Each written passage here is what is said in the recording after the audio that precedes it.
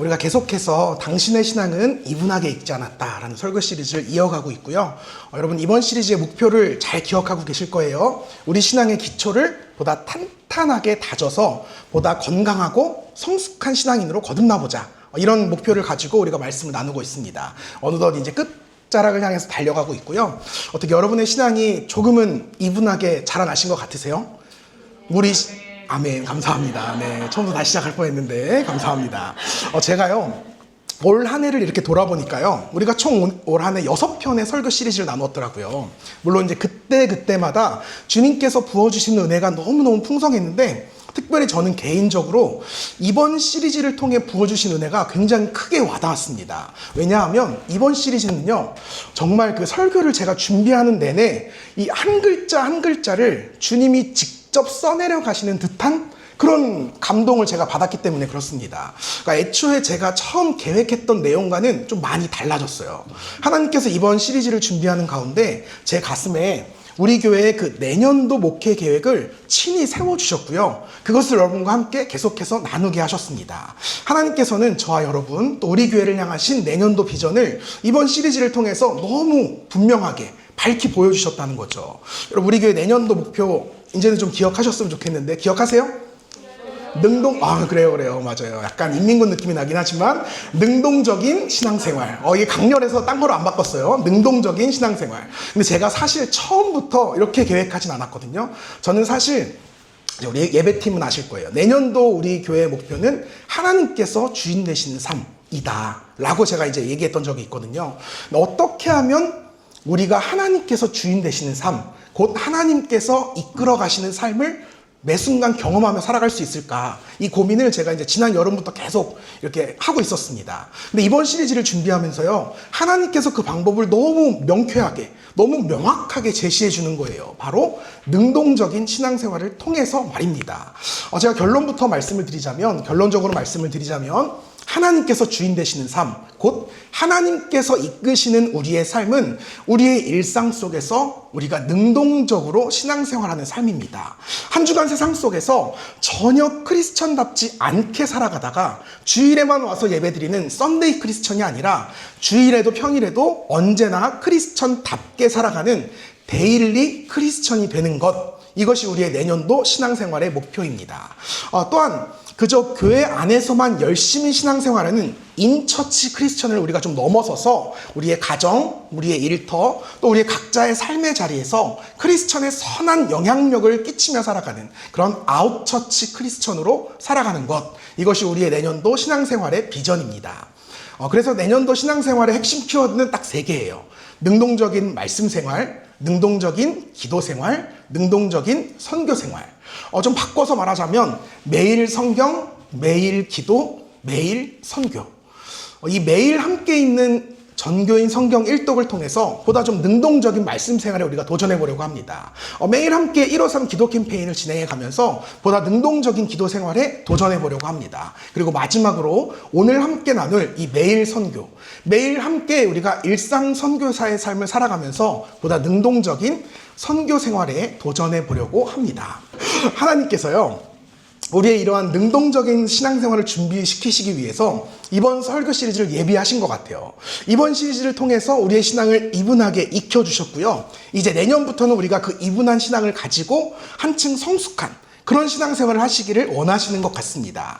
바라기는 우리의 믿음이 계속해서 자라나서 그리스도의 장성한 분량에 이르기까지 그렇게 성장할 수 있기를 주님의 이름으로 축복합니다. 그리하여서 우리의 모든 삶 속에서 하나님의 이끄심을 받는, 하나님께서 주인 되시는 삶을 살아가시는 우리 모두가 되기를 다시 한번 주님의 이름으로 축복합니다. 자, 그러면 이제 본격적으로 오늘 우리에게 주신 하나님 말씀을 같이 나눠보도록 하겠습니다. 오늘은 당신의 신앙은 이분하게 읽지 않았다 6번째 시간이에요. 성도의 선교 생활에 대한 말씀을 함께 나눠보도록 하겠습니다. 여러분들 모두 잘 아시겠지만 우리 교회의 목표, 비전은 굉장히 단순하고 명료합니다. 우리 교회는 선교하는 교회입니다. 여러분 이거 모르시면 안 돼요. 우리 교회는 선교하기 위해서 세워졌고요. 선교하기 위해서 오늘도 존재하고 있고 앞으로도 선교하기 위해서 계속해서 부흥하고 성장해 나갈 것입니다. 제가 영종도에서 청년교회를 한번 개척해 봤잖아요. 물론 교회마다 저마다의 뭐 상황과 환경에 따른 독특성과 특수성이 존재하겠지만 적어도 교회가 이렇게 자라나고 성장하는 기본 원리가 똑같은 것 같아요. 제가 너무 신기하다는 걸 느끼는 게 그때 겪었던 그 일련의 과정들, 교회가 세워지는 일련의 과정들을 여기서도 제가 똑같이 겪고 있거든요. 교회가 이렇게 개척되고요. 뿌리를 내리고 버티다 보면 새로운 가지들이 열립니다. 그러는 가운데 잔가지들은 다 털어내게 되고요. 어느새 이제 훌쩍 울창하게 자라서 열매를 맺을 준비를 합니다. 여러분 이제 거의 다 왔어요. 진짜예요. 거의 다 왔어요. 이제 우리 교회가요, 탄탄하게 세워질 일만 남았습니다. 부흥하고 성장할 일만 남았다는 거죠. 지금 딱 이 자리에 함께하고 계시는 저와 여러분 모두가 그 일을 위해서 부르심을 받은 사랑하는 교회의 오리지널 멤버십이자 또 리더십으로 성장할 것입니다. 여러분 정말 우리가 기대하셔도 좋아요. 저 너무 기대되거든요. 여러분 마음껏 기대하시면서 신앙생활 하세요. 또 함께 기도해 주세요. 우리 교회가 하나님 앞에 건강하고 성숙하게 자라날 수 있도록, 그래서 이곳에 교회를 세우시고 이 땅에 하나님의 나라를 세워가시는 그 위대한 선교적인 사명을 우리가 끝까지 완수할 수 있도록 여러분 꼭 함께 기도해 주시길 부탁드립니다. 이것이 바로 오늘 우리가 함께 나누려고 하는 성도의 선교 생활입니다. 우리가 함께 예배하는 이곳에 교회를 세워가는 삶, 나아가서 우리가 살아가는 각자의 삶 속에 하나님의 나라를 세워가는 삶, 이것이 바로 우리가 꿈꾸는 선교적인 삶이라는 겁니다. 그렇다면 여러분, 보다 조금 명확한 의미로 선교란 무엇일까요? 대부분의 사람들이요, 선교라고 하면 이렇게 복음을 전하기 위해서 뭐 국내든 해외든 어디든 떠나야 한다고 생각합니다. 믿지 않는 사람들이 있는 그곳을 찾아가서 복음을 전하는 게 선교라고 생각합니다. 그래서 선교가요, 굉장히 거창하고 대단한 것이라고 생각해요. 그래서 1년에 한두 번 정도 올인해서 해야 하는 그런 비범한 신앙생활이다 라고 우리가 선교를 생각하거든요. 물론 여러분, 선교가 나의 삶의 자리를 떠나가서 믿지 않는 사람들을 향해 찾아가는 행위라는 것은 맞습니다. 복음을 알지도 또 믿지도 않는 사람들을 찾아가서 그들에게 예수님의 사랑과 복음을 전하는 것, 이것이 선교예요. 그래서 선교를 한문으로 풀면요, 베풀선에 가르칠 교자. 주님의 사랑을 어떤 방식으로든 베풀고 가르치는 것, 이게 선교예요. 베풀고 가르쳐서 선교가 끝이 아니라 반드시 선교에서 전도까지 나아가야 합니다. 우리가 선교랑 전도를 헷갈려서는 안 돼요. 여러분, 이게 바로 선교의 정의입니다. 그렇다면 여러분, 이 선교의 대상은 누구인가? 우리는 흔히요, 예수님께서 땅끝까지 복음을 전파하라 라고 말씀하셨기 때문에 정말 그 생판 모르는 땅끝 마을 사람들이 선교의 대상이다, 우리가 흔히 그렇게 생각을 합니다. 물론 그들도 선교의 대상이에요. 그러나 그들만 선교의 대상인 것은 아닙니다. 이것은 예수님께서 말씀하신 이 땅끝이라고 하는 개념을 우리가 너무 문자적으로, 그러니까 공간적으로만 해석하기 때문에 생겨난 오해입니다. 이 땅끝이라는 개념은요, 우리가 흔히 생각하는 공간적인 의미를 포함하면서도 동시에 뛰어넘는 개념입니다. 이재철 목사님의 성숙자반이라고 하는 책에 보면 이런 표현이 나와요. 지구는 둥글기에 땅끝을 향해 계속 가다 보면 결국 다시 제자리로 돌아오게 되니 내가 있는 이곳이 곧 복음을 전파해야 하는 땅끝이다. 내가 있는 이곳이 복음을 전파해야 하는 땅끝이다.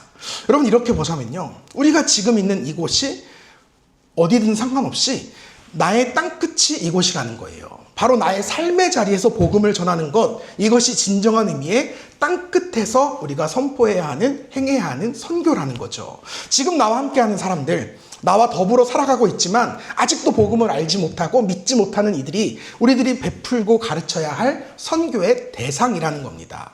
예수님께서요, 오늘 본문 말씀을 통해서 이 사실을 너무 분명하게 증거해주고 계세요.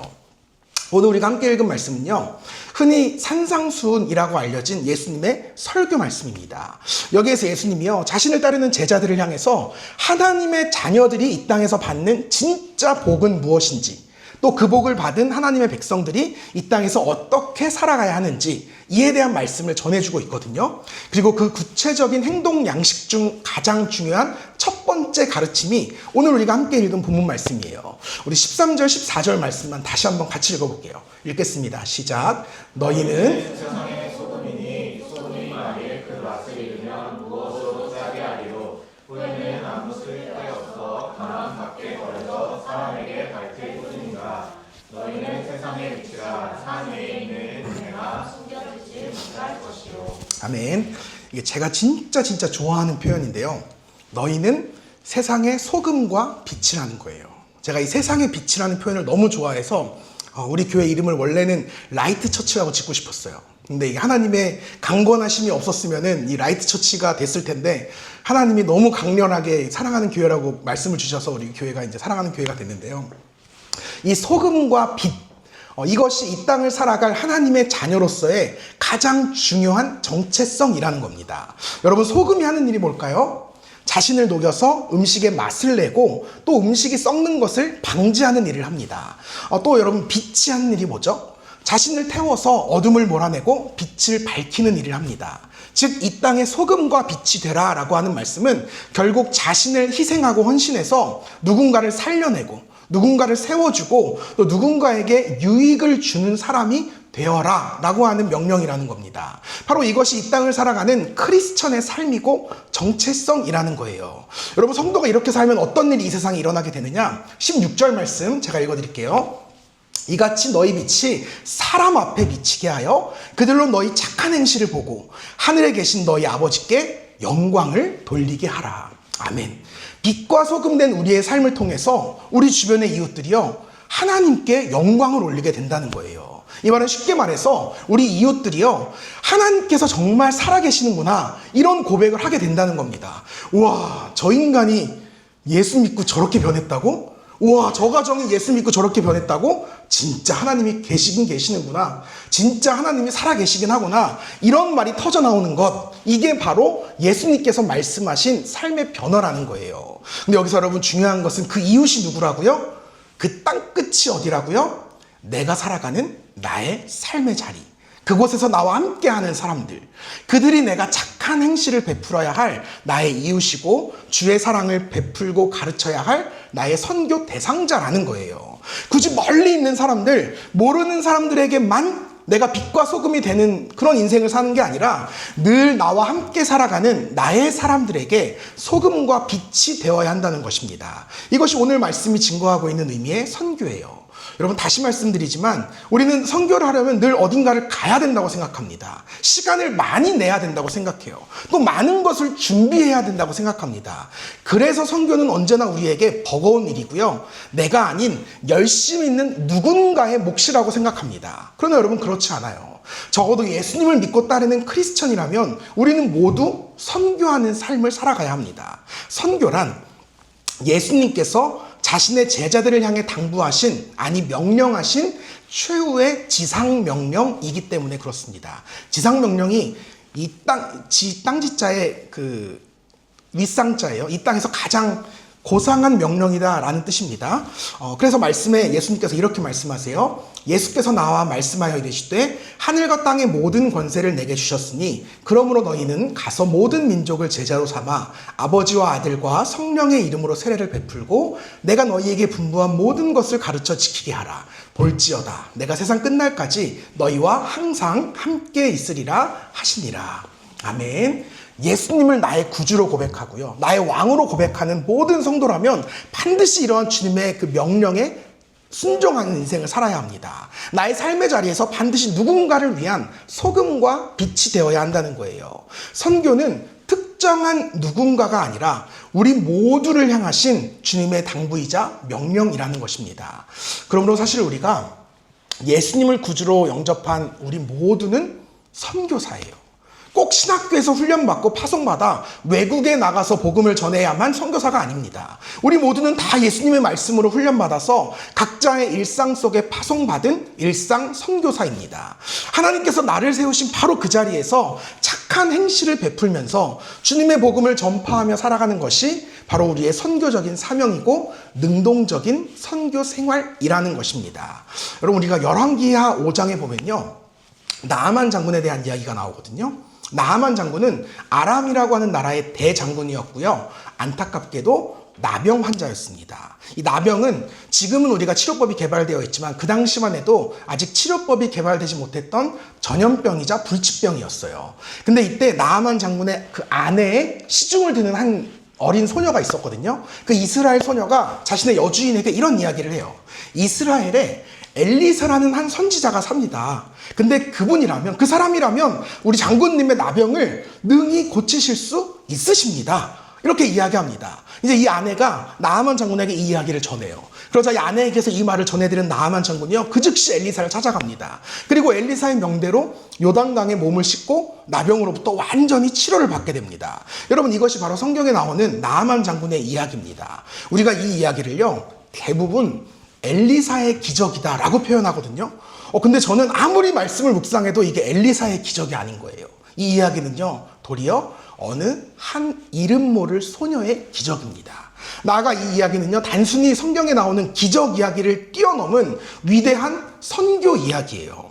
왜냐하면 이 소녀가 한 일이 바로 오늘 본문 말씀이 우리에게 그토록 강조하는 선교 행위이기 때문에 그렇습니다. 이 소녀가요, 믿지 않은 누군가를 향해서 멀리 떠나지 않았어요. 그녀는 그저 자신의 삶의 자리에서 자신과 함께하는 사람들에게 나의 믿음을, 나의 신앙을 고백했을 뿐이에요. 세상 그 누구도 그 어떤 방법으로도 고칠 수 없는 불치병이라고 하지만, 그럼에도 위대하신 하나님이시라면 모든 병을 고치실 수 있으시다. 하나님께서는 하나님의 사람을 통해서 그 위대한 능력을 오늘도 이 땅에 베풀고 계시다. 이것이 그녀의 고백이었거든요. 이 고백을 그녀는 늘 간증하며 살았다는 거예요. 그런데 바로 이 소녀의 그 나지막한 믿음의 고백이 나아만 장군을 엘리사로 이끌게 했고요. 그로 인해서 나아만이 하나님의 위대한 능력을 경험하면서 나병으로부터 깨끗하게 치료를 받게 되었어요. 그 순간 나아만이요, 하나님을 자신의 하나님으로 영접하게 됩니다. 이거 놀라운 일이에요.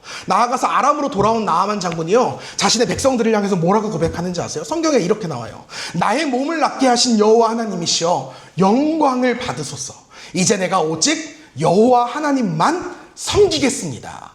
여러분, 이렇게 한 소녀의 작은 믿음의 고백이요, 아람 땅 전체에 울려 퍼지는 위대한 선교의 메시지로 거듭나게 되었다는 거예요. 여러분은 이 이야기를 들으시면서 어떤 생각이 드세요?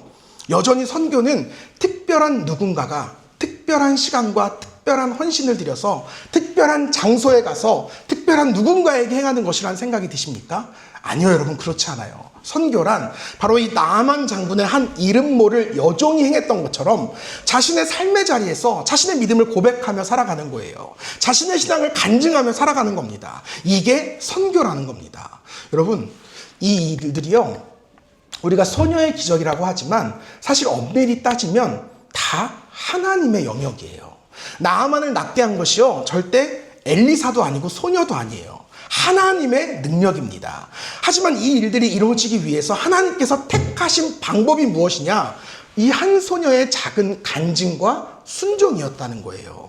여러분, 생각해 보세요. 만약에 이 소녀가 자신의 여주인에게 그 복음을 전파하지 않았다면 어떻게 됐을까요?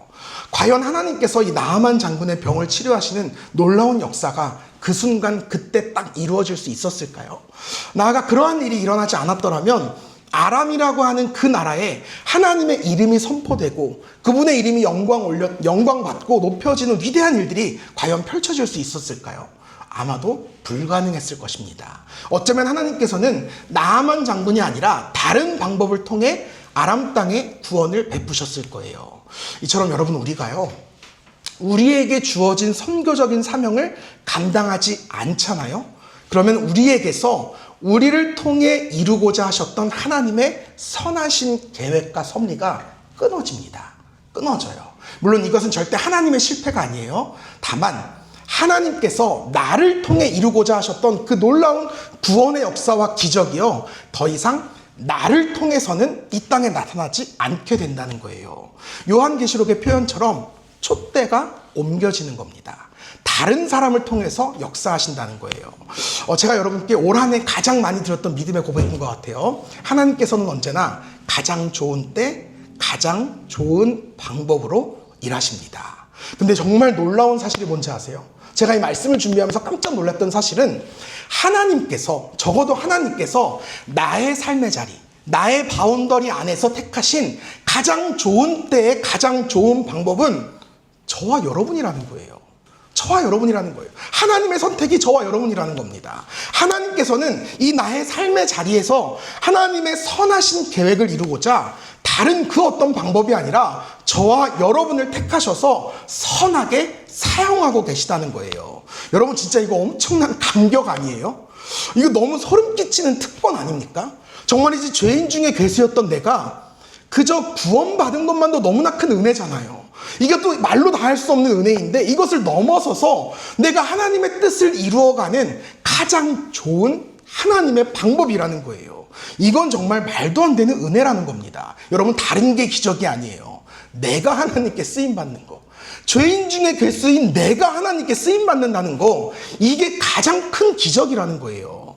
그러므로 사랑하는 성도 여러분, 우리는 우리에게 주어진 이 선교적인 사명을 성실하게 또 신실하게 감당해야 합니다. 나를 통해서 이루어 가실, 또 우리를 통해서 이루어 가실, 나아가 우리 교회를 통하여 이루어 가실 하나님의 그 선하신 계획에 우리가 동참하고 순종해야 합니다. 각자의 자리에서요, 복음을 전파하며 사셔야 돼요. 내가 살아가는 내 자리에서 내가 만나는 그 사람들에게 내가 만난 하나님을 전하셔야 되고요. 하나님의 그 위대하신 능력을 간증하셔야 돼요. 또한 바로 그 하나님으로 인해서 변화된 나의 삶을 통해 하나님이 살아계심을 증명하며 살아가야 합니다. 우리가 늘 예배 가운데 이런 신앙 고백을 하잖아요. 내 안에 예수님이 계십니다. 내 삶이 그것을 증명하길 원합니다.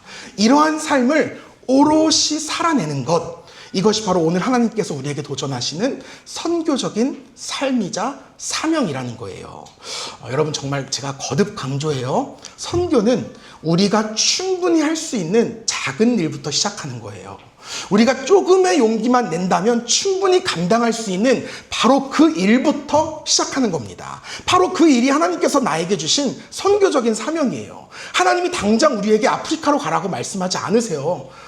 저도 그런 말 하지 않아요, 여러분에게. 우리가 우리의 삶의 자리에서 할 수 있는 것부터 순종하는 겁니다. 이것이 우리가 앞으로 행하고자 하는 능동적인 선교 생활의 첫걸음이자 전부라는 거예요.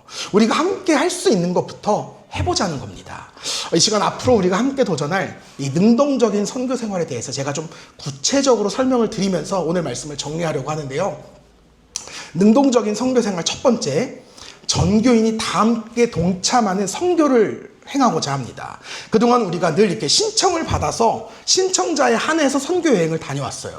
하지만 우리가 내년에는 모든 성도님들이 다 함께 동참해서 선교를 다녀오려고 합니다. 어디로 갈까요?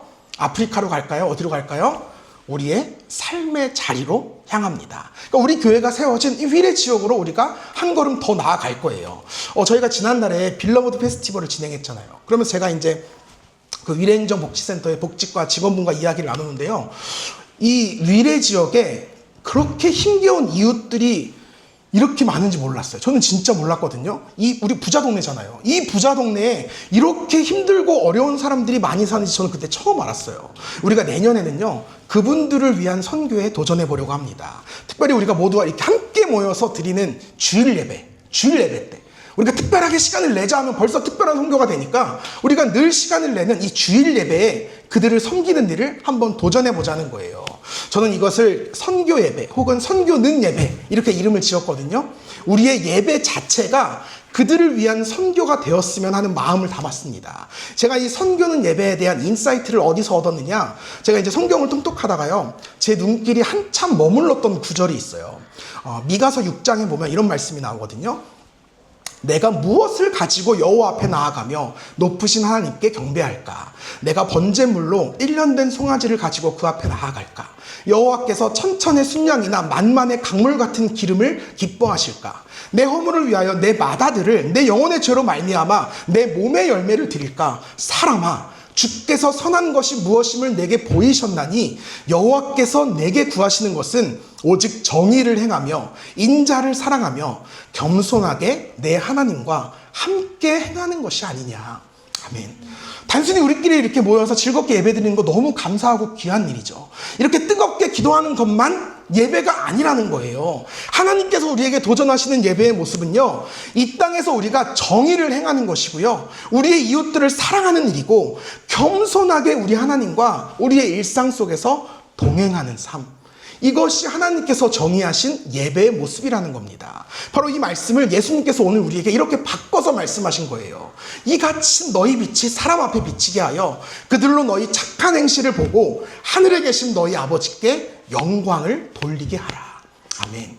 그래서 내년에는요, 우리가 1년에 한 3번에서 4번 정도 이렇게 우리가 보통 이렇게 절기 4절기를 우리가 꼭 지키잖아요. 부활절, 맥주감사절, 추수감사절, 성탄절. 이 절기 때요, 우리의 이웃들을 우리가 다 함께 좀 찾아가려고 합니다. 뭐 이를테면 이 지역 아동들을 위한 어린이 행사를 진행해도 되고요, 장애인들을 위한 특별한 행사를 진행할 수도 있고, 또 이제 추운 겨울이 되면 지금도 이 지역에 연탄을 떼시는 분들이 그렇게 많대요. 그분들을 위해서 우리가 연탄 봉사를 한다든지 이러한 선교 활동을 우리가 좀 주일에 함께 도전해 보려고 합니다. 선교 예배로 그날은 예배를 드려보려고 해요. 여러분 진짜 너무 뜻깊지 않아요? 필시 우리의 이 작은 선교의 몸부림이요, 훗날 이 지역사회를 놀랍게 변화시키는 위대한 선교 운동으로, 캠페인으로 펼쳐질 것을 저는 확신합니다.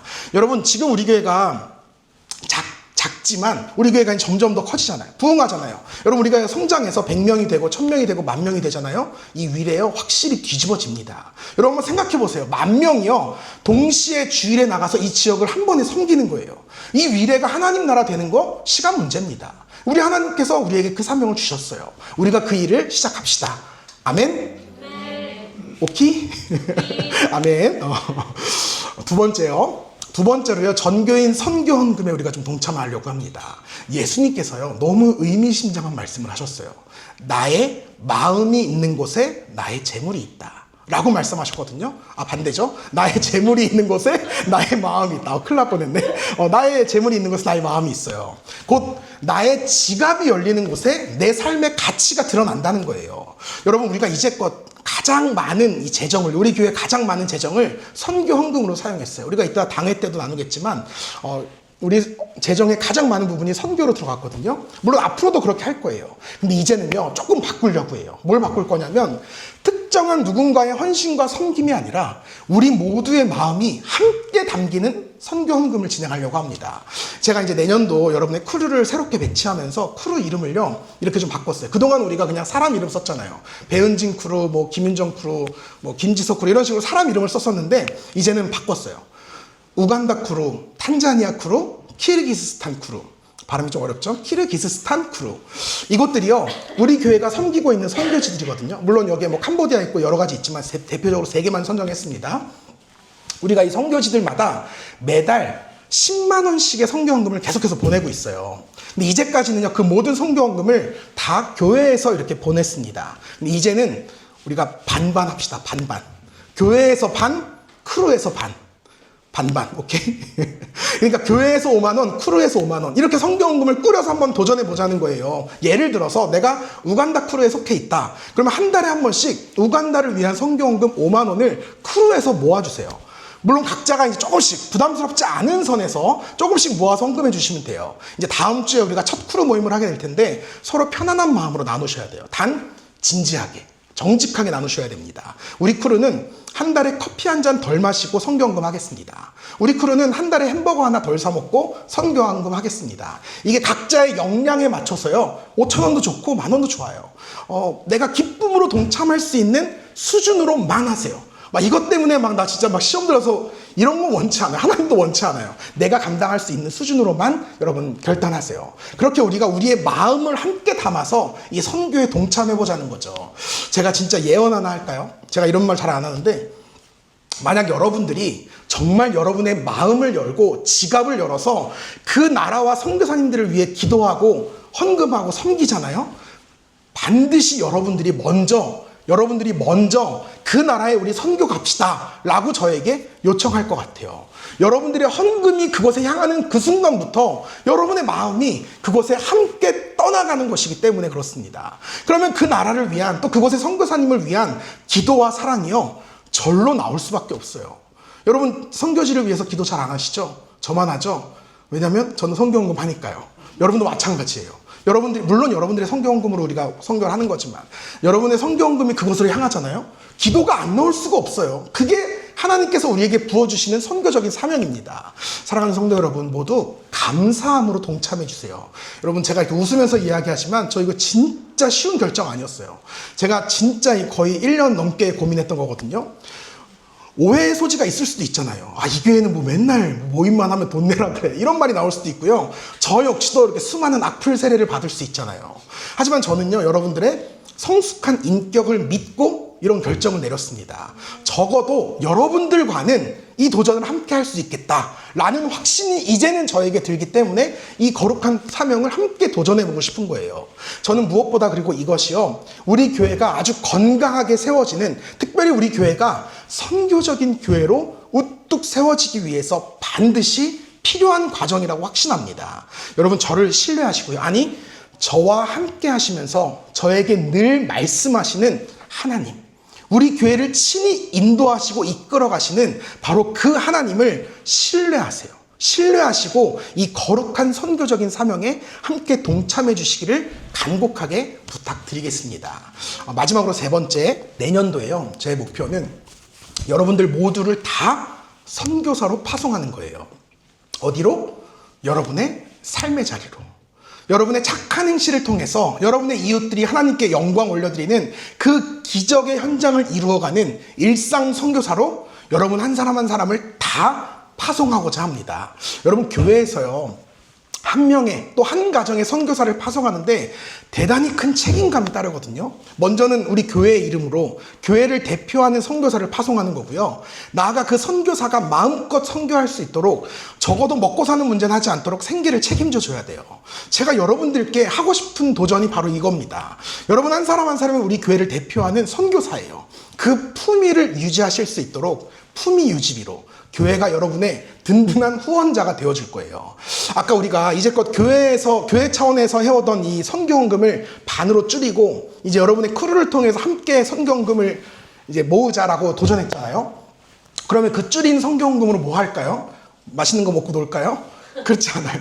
여러분들을 일상 선교사로 훈련시켜서 파송하는 선교 헌금으로 사용할 거예요. 그러니까 내년에는 여러분들 모두를 위한 선교 훈련을 제가 진행할 거고요. 그리고 이 훈련을 모두 끝마친 그 순간부터 여러분 모두를 각자의 삶의 자리로 일상 선교사로 파송할 겁니다. 근데 그냥 말로만 파송하지 않아요. 여러분을 적극적으로 교회에서 후원할 거예요. 한 달에 10,000원씩 선교비를 드릴 거예요. 진짜예요. 그러면 그 선교비를 가지고 적어도 한 달에 한 번이라도 여러분의 이웃들과 좀 티타임을 가지세요.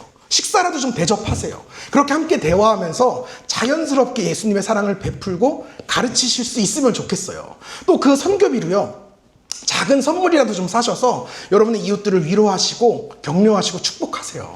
그렇게 주님의 따스한 사랑을 전해주십시오. 그렇게 여러분의 착한 행실로 그들의 삶 가운데 하나님의 영광이 드러나게 해주세요. 이것이 우리 교회가 꿈꾸는, 우리 사랑하는 교회의 전교인 일상 선교사 파송입니다. 아멘이죠? 네. 부족하면 이야기하세요. 11,000원? 좀 말씀을 맺겠습니다. 저는 아까 언급했던 이 나하만 장군의 이야기를 읽고 묵상하면서 이런 생각을 해봤어요. 만약에 그 소녀가 자신의 삶을 엉망으로 살았더라면 과연 나하만 장군을 포함한 그 주변의 사람들이 그녀의 말에 귀를 기울였을까? 적어도 그 소녀에게는 어떤 말을 해도 신뢰받을 수 있을 만한 진실하고 정직한 삶이 늘 뒷받침되어 있었기 때문에 그 선교가 가능했던 것은 아닐까. 사랑하는 성도 여러분, 우리의 삶에도 이런 착한 행실이 드러나야 돼요. 우리는 이 땅의 소금과 빛이 되어서 나의 삶의 자리에서 나의 이웃들을 위한 보다 착한 삶을 살아가셔야 합니다. 이 삶을 제가 가장 좋아하는 말로 바꿔드리면 여러분의 삶의 자리에서 조금 더 사랑하시고요, 조금 더 용서하시고 조금 더 베푸는 삶에 도전해보세요. 그때 비로소 나의 삶의 자리에 하나님의 나라가 세워지고요, 하나님의 이름이 높이 들려 영광 받으실 거예요. 여러분, 우리가 정말 선교하는 인생 삽시다. 능동적인 선교 생활을 합시다. 정말 우리가 착하게 살아봅시다. 어디에서? 우리의 삶의 자리에서. 누구에게? 우리와 더불어 살아가는 우리의 이웃들에게. 그렇게 우리의 일상 속에서 일상 선교사의 삶을 살아가는 저와 여러분 되기를 주님의 이름으로 축복합니다.